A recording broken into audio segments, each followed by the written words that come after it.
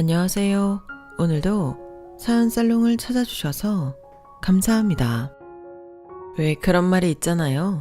사람 나고 돈 났지 돈 나고 사람 났냐고. 그런데 세상을 살아가다 보면 사람보다는 돈이 먼저일 때가 많은 것 같더라고요. 남들이 돈 없다고 무시하는 건 그래도 참을 수 있는데 가족이 그럴 때면 정말 속절없이 마음이 무너지곤 하더군요. 제가 시집와서 10년 넘게 살면서 저희 시어머니한테 상처를 많이 받았어요. 이유는 하나였어요. 제가 없는 집 자식이란 거였죠. 저보다 5살이나 어린 동서 앞에서 친정 때문에 시어머니한테 차별을 당할 때면 다 때려치우고 이혼해버릴까 하는 생각이 들었던 게 한두 번이 아니에요. 동서가 있는 집 딸이라서 시댁에서도 대우받고 사는 거야. 누가 뭐라고 합니까? 그런데 왜 제 친정을 동선의 집이랑 비교하면서 무시하고 괄시를 하냐고요. 정말이지 그동안 시어머니한테 쌓인 감정을 풀어내자면 사흘 밤낮을 떠들어도 모자르지만 그래도 이번에 제대로 복수할 수 있어서 10년 묵은 채증이 쑥 내려간 기분이랍니다. 그럼 사설은 이쯤에서 접어두고 본격적으로 제 사연을 소개해 드릴게요. 저는 유복녀로 태어나서 결혼 전까지 엄마랑 둘이 살았어요.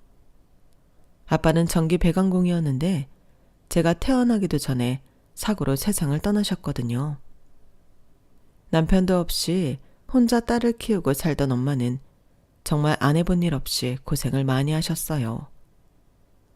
변변한 친정도 없어서 젖먹이었던 저를 돌봐줄 사람이 없어서 전전긍긍 하시면서도 이렇게 멀쩡히 저를 키워내신 걸 보면 정말 대단한 분이라는 생각이 들 정도예요.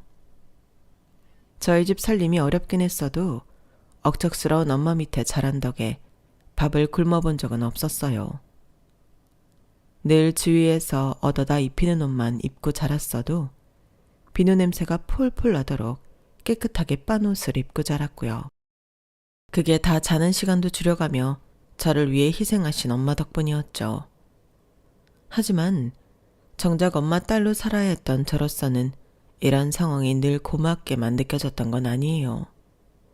그러기에는 창피한 일을 너무도 많이 경험해야 했거든요. 국민학교 3학년 때였는데 하루는 화장실에 가려고 복도로 나섰는데 옆방 여학생들이 모여서 저를 보며 키득거리고 웃더라고요. 내 얼굴에 뭐가 묻었나 아니면 옷이 찢어졌나 속으로 생각을 하면 그 아이들 앞을 지나가는데 그때 제 귀에 이런 소리가 들리는 거예요. 저거야 저거 내가 2학년 때 입던 원피스. 니들도 알지? 지영이네 엄마 우리 집에서 파출부하는 거. 며칠 전에 우리 엄마가 내가 입던 옷들을 버리려고 그랬더니 쟤네 엄마가 자기가 막 달라고 그러더라. 지영이 입힌다고. 그러더니 진짜 입고 왔네. 쟤는 창피하지도 않나 봐. 남이 버린 옷을 다 입고. 제 책가방도 쟤네 엄마가 쓰레기통에서 준 거래. 완전 거지 같아. 아이들은 뭐가 그리 재미있는지 깔깔대며 웃어댔고 저는 아이들의 말에 정신이 멍할 정도로 창피했어요. 엄마가 가져오는 옷이며 가방, 운동화들이 새 거가 아닌 건 저도 잘 알고 있었어요. 하지만 그게 같은 학교 친구들이 쓰던 거라는 건 그때 처음 알았거든요. 금방이라도 울음이 터질 것 같았지만 제가 아이들 앞에서 울면 그게 더 창피한 일이 될 것 같아서 꾹 참았어요. 그리곤 집에 돌아오자마자 입고 있던 원피스를 벗어서 쓰레기통에 버렸어요. 그랬더니 그날 밤 엄마가 돌아오셔서는 쓰레기통 속에 버려진 원피스를 보시곤 선잠이 들어있던 저를 깨우셨어요. 지영이 너 일어나봐. 네가 이 원피스 쓰레기통에 버렸니? 잠결이라 비몽사몽했던 저는 고개만 끄덕였어요. 아니, 왜 이 멀쩡한 옷을 왜 버렸어? 똑바로 앉아서 말해봐. 왜 버렸냐고? 무섭게 다그치는 엄마를 보자 낮에 있었던 창피함보다는 엄마한테 혼날 거라는 두려움이 더 컸어요. 그래서 울먹이며 말했어요. 애들이 놀린단 말이야. 남이 버린 옷 주워다 입는다고. 엄마가 쓰레기통 뒤져서 가져온 가방 메고 다닌다고. 거지라고 놀린다고. 그 말에 엄마는 잠시 아무 말도 못하셨어요. 그래서 엄마도 제 마음을 이해하시나 보다 생각했는데 잠시 뒤 엄마는 제가 버린 옷을 수도가로 들고 나가 빨기 시작하셨어요. 저 보란 듯이 몇 번이나 헹구고 물기를 꽉 짜서는 탈탈 털어 들고 오셨어요. 자, 봐. 이게 더러워 보이니? 어디 찢어진 데라도 있어? 아니면 누가 입다 버린 옷이라고 적혀있기라도 해? 아니지. 네가 봐도 멀쩡한 옷이지. 남이 입던 옷이면 어때? 깨끗하게 빨아서 잘 다려 입는데. 엄마도 어릴 때 동네 언니들이 입던 옷 물려 입고 자랐어. 엄마만 그런 줄 아니? 밖에 나가서 물어보면 대부분의 사람들이 다들 그렇게 입고 자랐다고. 멀쩡한 옷을 버리는 게 잘못이지. 그걸 얻어다 입는 게 뭐가 잘못됐다는 거야. 앞으로 친구들이 또 그렇게 놀리면 네가 당당하게 말해. 그래, 나 이 옷 얻어다 입었다. 그래서 뭐? 이렇게 말하라고. 그럼 걔들도 찍소리도 못할 테니까. 네 스스로 당당하면 남들이 뭐라고 하든 아무 상관없는 거라고. 엄마 말 알아듣겠어? 그땐 엄마가 무서워서 알겠다고 대답은 했지만 그래도 창피한 건 창피한 거였어요. 국민학교에 다니는 내내 아이들이 저를 거지라고 불렀다는 걸 엄마는 몰랐으니까 이런다고 생각했었죠. 그래서 저는 생활력이 강한 엄마가 자랑스럽기보다는 늘 창피했어요. 그건 중학교, 고등학교에 들어가서도 마찬가지였어요. 그런데 엄마에 대한 이런 생각이 한순간에 변해버린 사건이 생긴 거예요. 지금도 대입을 앞두고 고3 학생들이 학원에 과외에 사교육을 많이들 받잖아요. 저도 그때도 마찬가지였어요. 반에서 5등 안에 드는 애들 치고 학원 하나 안 다니고 혼자 공부하는 애는 저 하나뿐이었거든요. 다행히도 EBS에서 내신 관련 수업과 수능 대비 수업을 해주었기 때문에 그 강의를 듣고 공부를 할 수 있어서 나름 내신과 수능도 혼자 준비할 수 있었어요. 없는 집에서는 좋은 대학을 나와 좋은 직장을 얻는 게 성공하는 지름길이라는 소리를 들어와서 그랬는지 제 목표는 딱 하나뿐이었어요. 인서울 대학에 들어가는 거. 어떻게든 합격해서 이 지긋지긋한 가난에서 벗어나야겠다고 생각했거든요. 사실 제가 어릴 때부터 엄마가 억척스럽게 일을 하셨던 걸 생각하면 우리 집 상황이 그렇게까지 돈에 쪼들리며 살 정도는 아니어야 했어요. 수입에 비해 지출이 그리 많지 않을 정도로 허리띠를 졸라매고 살았으니까요. 그럼에도 불구하고 매 순간 돈 때문에 허덕이고 살았던 건 바로 저희 본가 때문이었어요. 고아였던 저희 엄마를 처음부터 반대했던 저희 본가에서는 맏아들인 아빠가 결혼하고 1년도 안 돼서 세상을 떠나자 모든 걸 엄마 탓으로 돌렸어요. 재수없는 년이 집에 들어와서 그렇다거나 멀쩡한 아들 잡아먹은 년이라는 오명을 씌워오면서 말이죠. 실제로 아빠는 엄마랑 결혼하기 위해서 본가랑 연도 끊은 상황이었기 때문에 친가 사람들은 저희 엄마에 대한 미움이 심했을 거예요. 그런 사람들한테 엄마는 마음의 빚을 갚는 심정으로 아빠 대신 경제 지원을 해드렸던 거죠. 시동생 학비를 대주고 생활비까지 말이에요. 그러다 보니 우리 집 살림까지 살기가 벅찼던 거예요. 생각해보세요. 아무리 억척을 떤다 해도 딱히 기술도 없는 여자 혼자 벌이로 두 집을 먹여 살려야 하는데 그게 가능하겠냐고요. 제가 고3이 됐을 무렵이 돼서야 시동생이 취직을 하면서 경제적 지원을 멈출 수가 있었어요. 그렇다 보니 그동안 모아놓은 돈이 없어서 제 대학 등록금조차 감당하기 힘들었어요. 제가 기를 쓰고 합격한 대학에 등록 마감일까지도 돈을 다 마련하지 못했거든요. 은행 마감 시간은 다가오고 돈을 구해보겠다고 나선 엄마는 연락이 없고 정말 분침이 하나씩 움직일 때마다 피가 마르는 기분이었어요. 그런데 은행 마감 시간 20분을 앞두고 엄마한테 전화가 온 거예요. 집 앞 사거리 땡땡은행으로 고지서 들고 나오라고요. 엄마가 그리로 가고 있다고 말이죠. 전화를 받자마자 은행으로 달려나갔어요. 한겨울 칼바람에 숨을 쉴 때마다 목구멍을 칼로 헤집는 것처럼 따가운데도 아픈 것도 모르겠더라고요. 은행 앞에 가보니 엄마가 신문지 꾸러미를 가슴에 움켜 안은 채 발을 동동거리며 저를 기다리고 있었어요. 살면서 그날처럼 엄마가 환하게 웃는 모습은 처음이었어요. 엄마는 저를 보자마자 왜 이렇게 추운데 겉옷도 안 입고 나왔냐고 타박을 하시면서도 얼른 은행으로 들어가자고 제 팔을 끌어당기셨어요.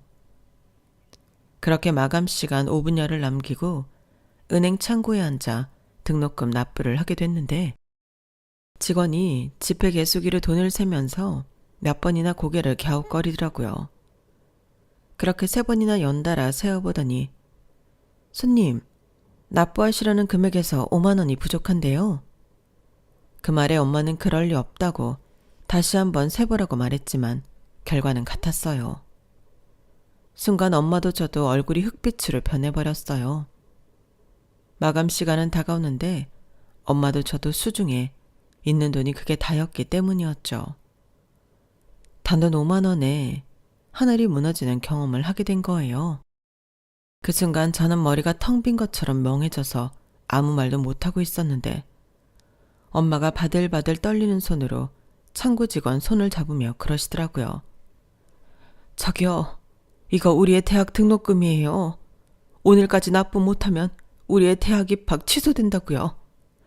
제가 모자라는 돈 꼭 갖다 드릴 테니까 어떻게 좀 안 될까요? 내가 맞춰서 받아온다고 한 건데 어떻게 돈이 부족하게 됐는지 모르겠네요. 제발 부탁 좀 드릴게요. 하지만 창구 직원으로서도 어쩔 도리가 없는 일이었어요. 처음 보는 사람한테 자기 돈 5만 원을 줄 수는 없으니까요. 창구 직원은 몇 번이나 죄송하다며 거절을 했어요. 그런데 그때 뒷자리 책상에 앉아있던 직급이 있어 보이는 분이 저희 창구 쪽으로 오시더니 자신의 지갑에서 10,000원짜리 5장을 꺼내 내미시지 뭐예요. 이 돈은 갚지 않으셔도 됩니다. 제가 따님 대학 입학 선물로 드리는 거니까요. 학생, 좋은 대학에 합격한 거 축하해요. 공부 열심히 하세요. 알고 보니 그분은 그 지점 차장님이셨어요. 그 덕분에 저는 등록 마감 2분을 남기고 무사히 등록을 할 수 있었고 원하던 대학에 입학할 수 있었어요. 다음날 엄마는 5만 원을 들고 그 지점을 찾아갔지만 차장님은 끝내 그 돈을 받지 않으셨어요. 그날 엄마는 저와 함께 집으로 돌아가면서 그런 말을 하셨어요. 인간 같지도 않은 놈 공부시키느라 내 새끼 대학도 못 보낼 뻔했다고요. 엄마가 말한 인간 같지 않은 놈은 바로 제 삼촌이었어요. 그동안 엄마가 없는 돈까지 쪼개서 대학 공부까지 시켰던 엄마의 시동생이었죠. 제 대학 등록금 마련이 힘들었던 엄마는 시동생을 찾아가 다만 얼마라도 도와달라 청했는데 대기업식이나 다니는 사람이 그럴 돈 없다며 딱 잘라 말하더래요. 그러면서 그간 자기 대학 공부시켜준 은인한테 모진말만 퍼부어댔던 거죠. 착각하지 마세요. 그동안 내가 받은 건 그쪽이 주는 대학 등록금이 아니라 내 형 목숨값이었다고요. 우리 형, 당신 같은 여자 안 만났으면 그렇게 죽지도 않았다고. 당장 학비가 없어서 고등학교를 그만두게 될 판이었을 때 삼촌은 저희 엄마를 찾아와 자기가 취업을 하면 꼭 갚겠으니 학비 좀 내달라고 부탁을 했다더군요. 그렇게 고등학교를 졸업하자 대학 등록금을 부탁했고 이후엔 취업 때까지 생활비 부탁을 해왔던 거예요. 다른 건 몰라도 시동생 공부는 시켜야겠다는 생각에 그 고생을 해가며 먹을 거 못 먹고 입을 거 못 입어가며 도와줬더니 돌아온 건 배신뿐이었던 거죠. 그런데 전작 난생 처음 본 은행 직원은 아무 대가 없이 선뜻 5만 원을 내줬으니 그 상황에 엄마는 마음이 더 착잡하셨을 거예요. 그 일이 있고서야 비로소 그동안 엄마가 본가에 금전적 지원을 하느라 우리가 궁핍하게 살아왔던 걸 알게 된 저는 엄마만큼이나 화도 났지만 한편으로는 엄마가 참 안 됐다는 생각을 했어요. 겉으로 보기에는 그렇게 악착 같고 돈밖에 모르는 냉정한 사람 같았는데 실상은 세상 누구보다 마음이 여린 사람이었으니까요. 그런 사람이 선의를 베푼 사람한테 상처를 입었으니 얼마나 속상하겠어요. 그래서 엄마가 받은 상처 내가 치유해드려야겠다는 생각을 하게 됐어요. 나마저 엄마한테 감사한 마음을 갖지 않는다면 삼촌이나 다를 바 없는 인간이 되는 거니까요. 대학 등록을 마치고 한 달여쯤 지나 저는 그동안 아르바이트를 해왔던 곳에서 밀린 월급을 받았어요. 수능이 끝나자마자 대학 등록금에 보태려고 했던 아르바이트였는데 사장님이 월급을 차일피일 미룬 탓에 뒤늦게 받게 된 거였죠. 그 돈을 제날에 받았더라면 엄마 마음고생이 덜했을 텐데 말이에요. 저는 그렇게 받은 돈으로 남자 손수건을 사서 제 등록금을 보태주신 은행 차장님께 선물했어요. 그랬더니 차장님이 그러시더라고요. 우리 아버지는 시골에서 땅 한 평 없이 마름으로 살아오셨어. 내가 대학에 합격하자 어렵게 등록금을 마련해 주셨는데 하나같이 낡고 오래된 돈들이 신기하게도 빳빳하게 펴져 있는 거야. 다리미로 달인 것처럼. 나중에야 알았지. 우리 아버지께서 그 돈을 마련하시느라 오랜 시간 한 푼 두 푼 장판 밑에 모아오신 돈이라는 걸. 학생 어머님이 들고 오신 돈을 보니까 돌아가신 아버지 생각이 나서 가만히 있을 수가 없더라고. 어머님께 잘해. 언젠가 어머님 그림자도 그리워지는 날이 올 테니까. 담담하게 들려주신 차장님 얘기를 듣고 나니 그동안 철없이 행동했던 제 자신이 부끄러웠어요. 엄마가 그날 어렵게 만들어 오신 등록금을 저는 그저 5만 원이 모자라는 돈으로만 생각하고 있었거든요. 5만 원을 제외한 나머지 돈을 만드느라 엄마가 어떤 고생을 했는지 잊고 있었던 거죠. 그래서 차장님께 선물을 하고 남은 돈 전부를 엄마한테 드렸어요. 그 돈으로 사고 싶은 것도 많고 하고 싶은 것도 많았지만 그 순간만큼은 이 돈을 고스란히 엄마한테 쓰고 싶었거든요. 그랬더니 그 돈을 받은 엄마가 이러시더라고요. 됐어. 그 돈은 네가 알아서 써. 남의 자식 등록금도 대준 나야. 그런데 내 자식이 힘들게 번 돈을 내가 뺏어서 써야겠니? 네가 처음으로 일해서 번 돈이니까 네가 하고 싶은 거 하고 쓰고 싶은 데 써. 돈도 써봐야 그 가치를 아는 거야. 결국 돈은 다시 제 손에 들어왔고 고민은 시작됐어요. 난생 처음 큰 돈을 손에 쥐게 된 저로서는 쓰는 것도 일이었거든요. 그래서 엄마 화장품 세트를 하나 사고 나머지 돈은 저금을 했어요. 그때부터였던 것 같아요. 돈이 생기면 무조건 움켜쥐고 있어야 한다는 강박을 갖게 된 게요. 엄마나 제게 무슨 일이 생겼을 때 주변에 도와줄 사람이 없다는 걸 잘 알기 때문에 스스로 준비해야 한다고 생각해서 그랬나 봐요. 엄마처럼 억척스럽게 일을 해서 돈을 벌 자신은 없었지만 그래도 번 돈을 쓰지 않고 모으는 건 자신이 있었어요. 워낙 어릴 때부터 돈 쓰고 사는 거에 익숙치 않아서 돈을 쓸 때마다 죄책감을 느끼는 편이었거든요.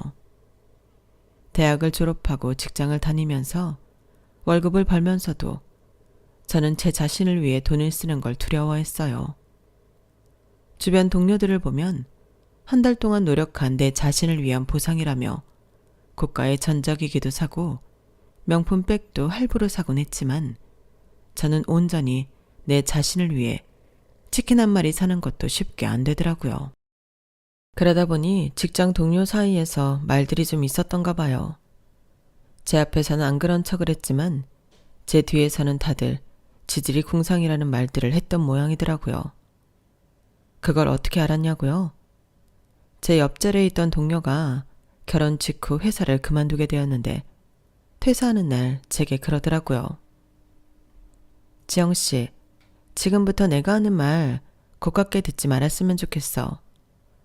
어차피 나는 떠나는 사람이니까 굳이 이런 얘기 안 하고 모른 척 할 수도 있지만 그래도 그동안 지영 씨한테 도움받은 것도 있고 해서 해주는 말이야.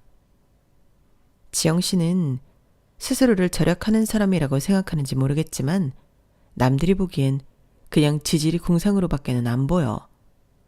대학생도 아니고 직장인이 레자 가방을 들고 다니는 건 좀 그렇지 않나?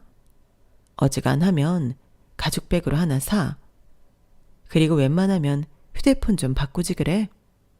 터치패드도 잘 안 먹히는 걸로 문자 보내고 있는 거 보면 좀 한심하거든. 옷도 그래. 유행은 못 따라가도 한물간 브랜드 옷 사 입는 건 완전 최악인 거 몰라? 내 충고가 고깝게 들렸다면 미안. 그래도 이게 다 지영 씨한테 피가 되고 살이 되는 말이라는 것만 알아도. 처음엔 진심 어린 충고를 해주려나 보다 하고 집중해서 듣고 있었는데 알고 보니 비난에 가까운 폭언이었어요. 이런 인간 결혼식에 5만 원이나 축의금을 낸 게 아깝다는 생각이 들더군요. 동료를 통해 축의금만 전한 거라서 밥 한 끼 못 얻어먹고 생돈 5만 원을 고스란히 날린 셈이거든요. 솔직히 그 돈을 돌려받고 싶은 생각까지 들더라고요. 그런데 저랑 같은 생각을 한 사람이 있었던 거예요. 그건 바로 몇 달 전에 저희 부서로 이직해온 대리님이었어요. 바로 현재 제 남편이죠. 편의상 남편이라고 표기할게요. 남편은 여직원이 한 얘기를 다 들었는지 기가 막히다는 듯이 혀를 차며 다가와 말했어요. 그게 어딜 봐서 충고입니까? 쓰레기통에 버려도 시원찮을 개소리지. 내가 보기엔 충고를 들어야 할 사람은 지영 씨가 아니라 윤혜림 씨인 것 같은데요. 결혼 준비한다고 야근도 지영애 씨한테 떠넘기고 사무실 직원들한테 축의금도 잔뜩 챙겼으면서 신혼여행 다녀오자마자 염치 없이 사직서 던진 사람이 누굴 평가하고 충고를 합니까? 주변에 온갖 민폐는 다 끼치고 알맹이만 빼먹고 튀는 사람이 생각 같아서는 윤혜림 씨한테 축의금 돌려받고 싶은 심정입니다. 아니지. 말이 나온 김에 축의금 돌려주세요. 그날 식장에 가서 밥이라도 먹은 사람들은 모르겠지만 결혼식도 안 갔는데 반강제적으로 축의금 낸 사람들한테는 인간적으로 돈 돌려주는 게 맞지 않습니까? 지영 씨나 나나 혜림 씨 결혼식까지 갈 정도로 친한 사이도 아니었잖아요. 그럼 나중에 우리 결혼식 때 혜림 씨가 축의금 들고 오겠습니까? 절대 안 오죠. 그렇다고 더 이상 직장 동료도 아닌데 우리가 낸 돈은 어떻게 돌려받겠어요. 그러니까 축의금 돌려주세요. 어서요. 몰랐는데 그날 보니 남편 성격이 장난이 아니더라고요. 평소엔 그저 사람 좋고 일 잘하는 대리님 정도로 보였는데 말이에요. 결국 그날 혜림 씨는 저랑 남편한테 5만 원씩 축의금을 돌려주었어요. 그런데 우리만 이런 생각을 했던 게 아니었던가 봐요. 저희가 축의금을 돌려받았다는 소식을 듣고 몇몇 여직원이 자기들도 축의금을 돌려달라고 했다는 걸 봐서는 말이죠. 결국 혜림 씨는 제게 충고를 가장한 놀림 몇 마디 했다가 축의금으로 받은 수십만 원을 돌려주게 되었어요. 알고 보니 다들 얌체짓을 해온 혜림 씨한테 감정이 안 좋았는데 남편의 용기 있는 행동에 이때다 동참했던 거였죠. 그런데 정작 남편은 상황이 이렇게까지 번지자 무척 난처해했어요. 그도 그럴 게 애초에 남편이 나섰던 건 축의금이 아까워서가 아니라 제가 당하는 걸 보고 화가 나서였거든요. 그때 이미 제 남편은 저한테 마음이 있던 때인지라 제가 혜림 씨한테 당하는 게 자신이 당하는 것보다 화가 나더래요. 그래서 축의금을 핑계로 엿을 먹였던 건데 괜히 제 앞에서 쪼잔한 사람처럼 돼버렸다고 한숨을 쉬더군요. 하지만 그 일을 계기로 저는 남편이랑 사귀게 됐으니 어떻게 보면 여기까지가 남편의 빅피처였는지도 모르겠다는 생각이 드네요. 그렇게 시작된 연애는 2년 가까이 지속됐고 그러다 제가 대리를 달자마자 결혼을 했어요. 처음 시댁에 인사를 드리러 갔을 때는 같은 직장에 다닌다고 하자 별 말씀을 안 하셨는데 상견례를 하고부터는 시어머니가 저를 대하시는 태도가 조금 달라진 걸 느꼈어요. 저희 결혼에 있어서 시댁에서 특히 뭘 더 해주시는 것도 없었고 그렇다고 제가 혼수를 못 해간 것도 아니었는데도 말이죠. 어머님의 이런 태도 변화가 무엇 때문이었는지 알게 된 건 몇 년 뒤 시동생이 결혼하면서였어요. 동서는 음대에서 첼로를 전공한 사람이었는데 친정이 꽤 잘 사는 모양이었어요. 동선의 친정아버지가 강남에 건물도 가지고 있고 경기권의 땅도 꽤 가지고 있다고 했거든요. 그래서 그런지 동서가 쓰는 화장품이나 구두, 백 등은 명품을 잘 모르는 저도 알 정도로 이름 있는 제품들이었어요. 백화점 쇼윈도 너머로만 봤던 것들이었죠. 그렇다 하더라도 부러워 죽겠다거나 셈이 났던 건 아니에요. 그냥 그런가 보다 했거든요. 그런데 어머님의 행동을 보고는 솔직히 마음이 흔들리더군요. 저한테는 늘 무뚝뚝하고 고압적으로 행동하시던 어머님이 동서한테는 어쩜 그렇게 봄날 햇살처럼 따뜻하게 대하시던지 옆에서 보는 제가 다 부러울 정도였어요. 그래서 하루는 용기를 내서 어머님께 말씀드렸어요. 제가 부족한 점은 많지만 그래도 너무 미워만 하시지 마시고 좋은 점도 봐달라고요. 그랬더니 어머님이 헛웃음을 지으시면서 그러시더군요. 그래, 네가 무슨 죄겠니? 네 부모 직업을 네가 지정해준 것도 아닐 텐데. 그런데 말이다. 네가 아무리 노력을 해도 난 네가 좋게는 안 보일 것 같구나. 너 상견례 날 내가 무슨 소리를 들었는지 아니? 그날 한정식집 입구에서 네 엄마랑 만나서 같이 들어가는데 그 식당 사장이 네 엄마한테 그러더라. 시간 나면 자기네 건물 청소도 부탁한다고. 네 엄마가 뭘 해먹고 살든 솔직히 나 상관없다. 그런데 내 사돈이 남의 건물 청소나 하고 산다는 걸 사람들이 아는 건 또 다른 문제지. 내가 네 엄마랑 동급 취급을 받게 될 게 뻔하니까. 그날 그 한정식집에서 내가 얼마나 창피하고 모멸감을 느꼈는지 아니? 서빙을 하는 것들도 죄다 내가 건물 청소부 사돈이라는 걸 알 텐데 나를 온전히 손님으로 봐주겠냔 말이야. 내가 왜 네 엄마 때문에 별것도 아닌 것들한테 동정을 받아야 하니? 내가 왜 그래야 하냐고. 내가 너를 작은 애랑 차별한다고 안 입고 온 모양인데 그렇게 따지면 나는 네 친정 때문에 불쾌한 게 이만저만이 아니다. 그러니 다시는 이런 소리 하지 말아라. 내가 내 며느리 예뻐하고 말고는 내 마음이니까. 그러니까 어머님 태도가 변한 건 저희 엄마 직업 때문이었던 거예요.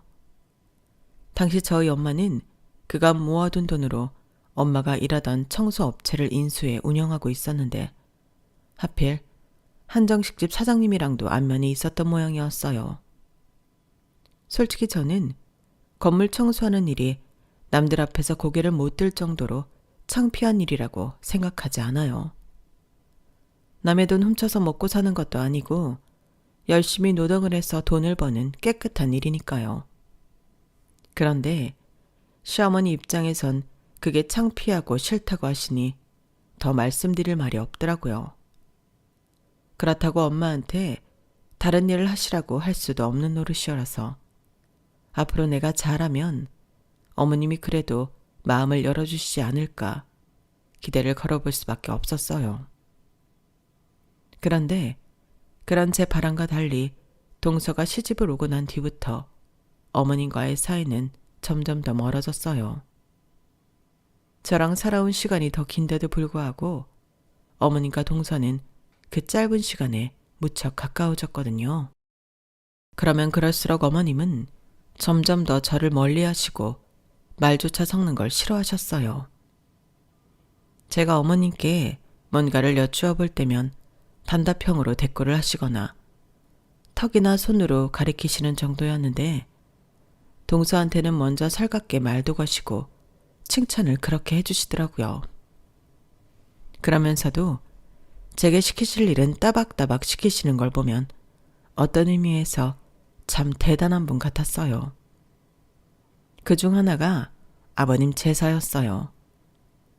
제가 시집 왔을 때는 본가에서 어머님이 직접 지내시던 제사였는데 제가 시집 오고 이듬해부터는 저희 집에서 저더러 지내라고 하시더라고요.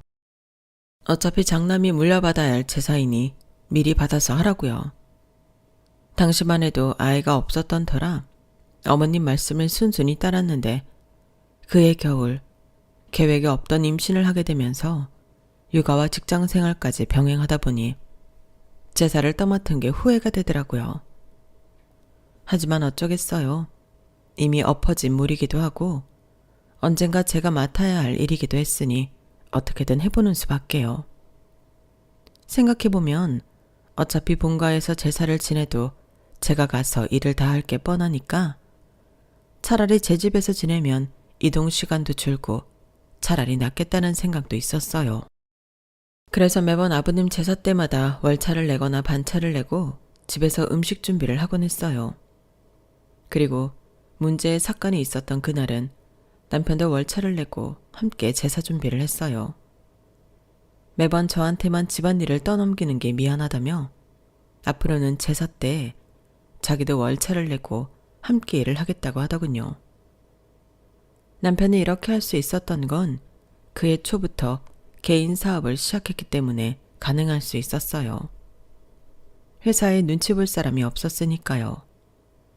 남편이랑 음식 준비를 하고 상까지 다 차리자 동서가 전화를 했더라고요.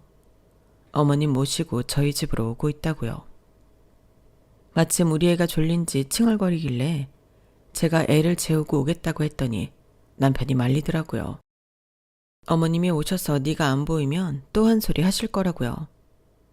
그래서 남편이 아이를 방에 데려가 재우기로 하고 저는 어머님과 시동생 내외를 맞았어요.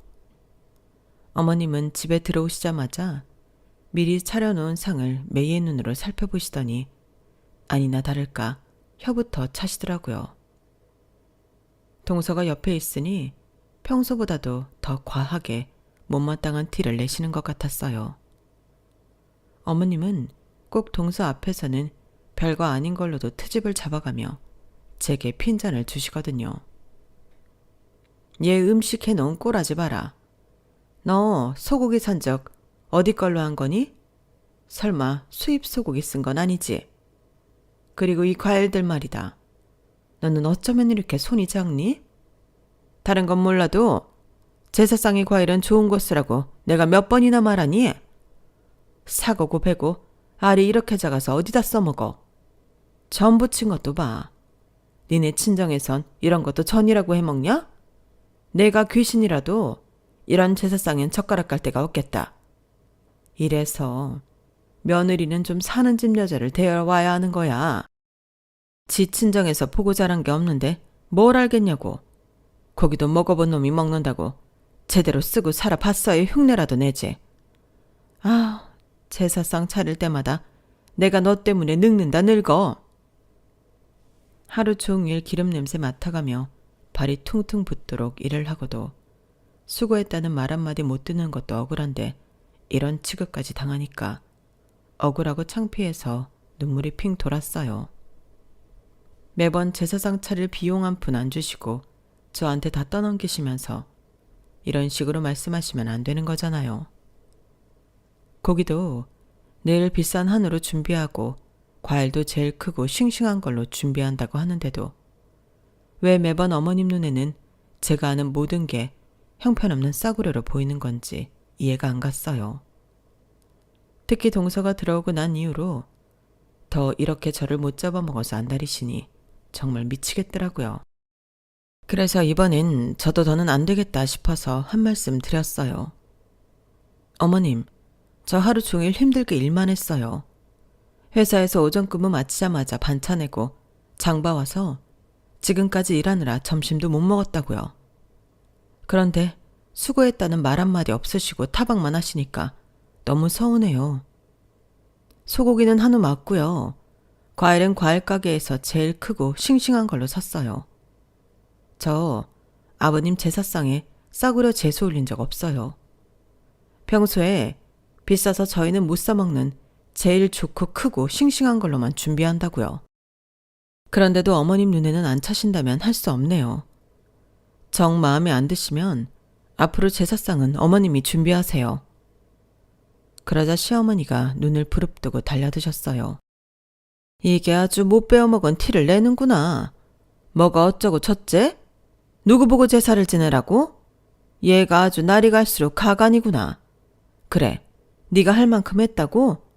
고기고 과일이 제일 크고 좋은 걸로만 샀다고? 하이고 얘. 내가 이날 이때까지 소고기며 과일 한 번 안 사본 사람인 줄 아니?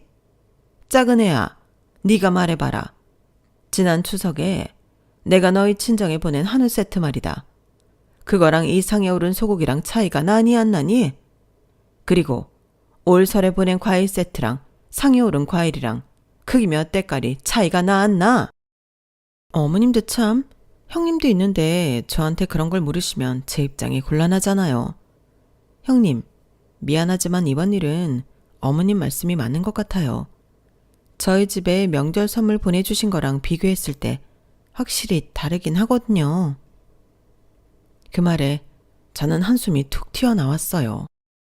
그러자 어머님이 바로 한 소리 하시더군요. 왜? 이젠 작은 애 말도 못 믿겠다는 거냐? 그럼 내가 백화점 영수증이라도 찾아서 보내줘야 믿겠니? 어머님 그만하세요. 형님도 음식하느라 힘들어서 그런 건데. 그쵸 형님? 그냥 다음엔 더 좋은 걸로 하겠다고 말씀드리세요.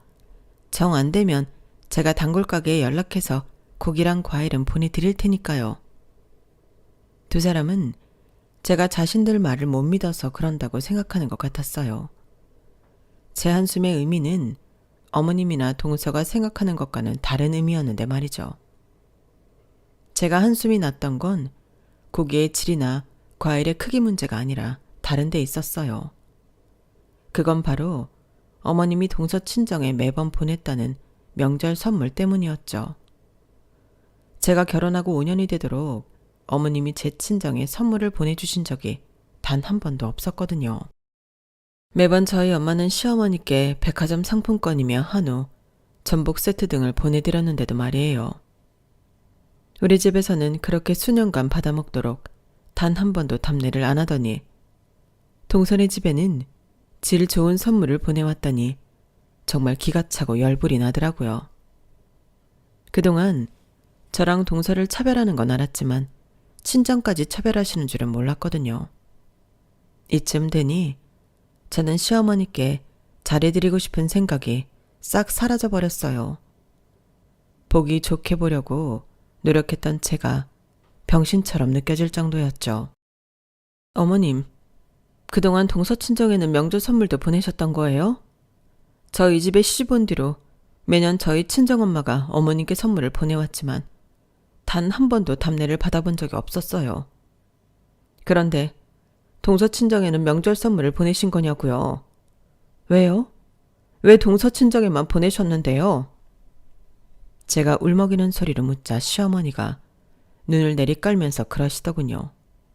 아니, 내가 거지한테 적선할 일 있니? 생각지도 못한 어머님의 말에 저는 내가 잘못 들은 건가 생각했어요. 어머님, 지금 저희 엄마한테 거지라고 하신 거예요? 그런 거냐고요? 그러자 어머님은 자기가 말이 심했다 싶었는지 눈길을 피하며 핑계를 댔어요. 아니 꼭 그렇다는 건 아니지만 말하자면 그렇다는 거지. 하는 일이 거지랑 다를 바 없긴 하잖아. 순간 온몸의 피가 머리 위로 솟구치는 기분이었어요. 그래서 버럭 소리를 지르려는데 다른 사람이 먼저 선수를 친 거예요. 방에서 아이를 재우고 나온 남편이었죠. 이게 무슨 개소리야 엄마. 제정신이야? 제정신으로 그딴 소리를 하는 거냐고. 당장 사과해. 당장 내 아내한테 사과하라고. 남편이 집에 없는 줄 알고 평소보다 더 모진 소리를 했댔던 시어머니는 놀라서는 눈알을 굴리며 제 남편을 달래기 시작했어요. 아들, 엄마가 말이 헛나왔어. 아유, 그런 뜻이 아니었는데 제가 사람 열받게 하니까 나도 모르게 그렇게 나온 거야. 아들, 화 풀어. 그러자 남편이 시어머니 손을 뿌리치며 말했어요. 엄마, 이런 사람이었어? 그동안 나 없는 자리에선 매번 이런 식으로 이 사람을 무시하고 괴롭혔냐고. 엄마, 참 못된 사람이구나. 이런 와중에도 며느리한테 사과할 생각은 않고 자기 아들 화 풀어줄 생각부터 하다니. 엄만 정말 구제불능이네. 내 엄마지만 정말 너무 창피하다. 그리고 재수씨, 말은 바로 해야죠. 고기랑 과일 사서 보내겠다고요? 참 어이가 없어서. 지금 내 아내가 남의 집 제사 지냅니까? 내 아내만 이 집 며느리예요. 재수씨도 와서 함께 일을 할 생각을 해야지. 왜 내 아내만 부리냐고요. 아무튼 내가 오늘 똑똑히 한 이상 앞으로 우리 집에서 제사는 못 지내요. 아니, 앞으로 엄마랑 안 보고 살 거야. 나한테 제일 중요한 사람은 엄마가 아니라 내 아내니까. 그게 누구든 내 아내한테 함부로 하는 인간들과는 절대 상종 안 할 거라고. 그러니까 돌아가. 당장 내 집에서 나가라고. 결국 그날 제사는 그렇게 끝이 났어요.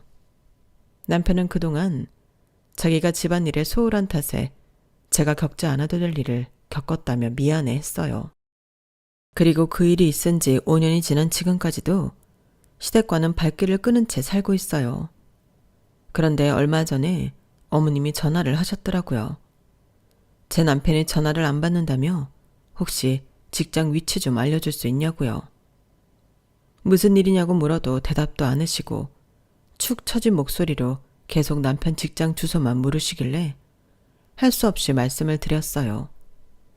전화를 끊고 남편한테 연락해 어머님께 전화가 왔었고 회사 위치를 알려드렸다고 말해주었어요. 그런데 그날 또 일이 터져버린 거예요. 이후 얘기는 저희 엄마한테 전해 들은 얘기예요. 엄마가 엄마 소유의 건물에 들렀다가 청소가 제대로 안 돼 있어서 대걸레를 가져다가 걸레질을 하고 있었던가 봐요. 그런데 하필 그때 시어머니가 건물 안으로 들어온 거죠.